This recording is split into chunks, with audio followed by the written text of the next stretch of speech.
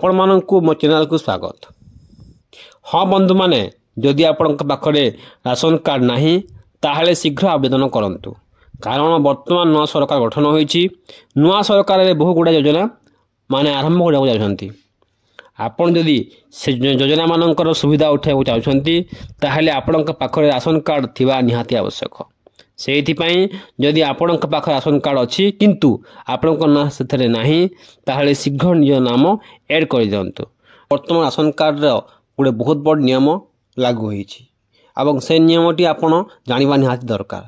जदि से नियम आपण न जानिबे एवं से काम को न करिवे ताहले आपणकर बड़ क्षति होई पारे। आपणकर राशन कार्ड सहित केवाईसी अपडेट करि नाहंती ताहले राशन कार्ड टी बंद करि दिया जिवो। यार मुख्य कारण होची राशन कार्ड रो अनेक हिताधिकारी मृत्युवरण करी सारिलेनी किंतु सेमानक नारे एबे मध्य राशन सामग्री मागणा दिया होची। सेथिपाई सरकार प्रति वर्ष केवाईसी अपडेट आरंभ कर दैछंती। जो माने एपर्यंत निज राशन कार्ड केवाईसी अपडेट करि नाहंती सेमाने यथाशीघ्र निज राशन कार्ड रे केवाईसी अपडेट करंतु एवं जदि आपणकर किए मृत्युवरण करिसंती तांको नाटी काटी जहां राशन कार्ड रे नाही ता ना ऐड कर दियंतु। नुआ राशन कार्ड केबेठु आवेदन हेबो जानिबा पई आम चैनल सह जोड़ी रहंतु। राशन कार्ड संबंधित जहाँ भी अपडेट आसीबो मु संगे संगे आपनको जणाइबी।